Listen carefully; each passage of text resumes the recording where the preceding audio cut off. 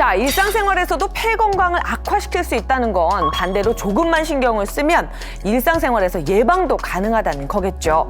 자, 폐 건강을 악화시키는 또 다른 이유 뭐가 있을까요?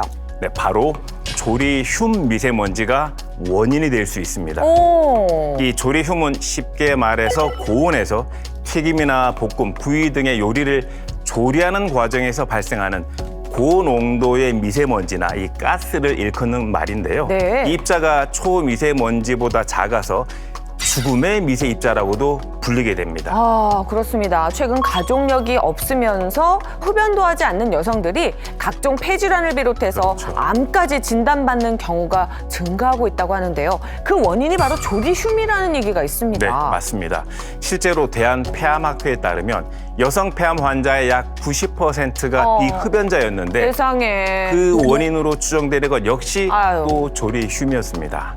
한 연구에 따르면 실제 조리 시간이 1시간 증가할 때마다 조리흉 등의 요인으로 인한 폐암 발생 위험이 네. 약 17%가 증가한다라는 연구 결과도 있었는데요. 네. 국제암연구소에서도 조리흉을 1급 발암 물질로 지정한 바가 있습니다. 예, 이런 말이 있잖아요. 집밥이 최고다. 그렇죠. 그런데 조리흉 입자가 초미세먼지보다도 작아서 건강에 안 좋다고 하니까 참 걱정입니다. 맞습니다. 제가 조금 더 이해를 돕기 위해서 실험을 한번 준비를 해봤는데요. 네. 이 조리 과정에서 조리흉이 나오는지 확인을 한번 해본 겁니다.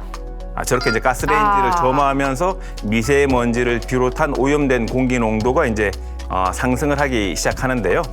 음식을 조리할 경우에 더 높이 상승을 하게 되는 겁니다.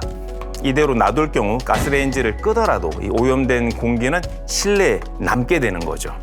실제로 한 대학의 주의 실험 결과 미세먼지에 노출된 뒤 세균에 감염된 쥐는 큰 염증 반응이 일어나고 또 그렇지 않은 쥐에 비해서 폐 손상 조직 반응이 높아진 것으로 조사됐습니다. 네, 저는 오늘 깜짝 놀란 게요. 사실 우리가 외출할 때는 미세먼지 농도 보고 막 수시로 확인하고 그러거든요. 그렇죠. 근데 집안에서는 위험하다는 생각을 그렇게 크게 하진 않았던 것 같아요.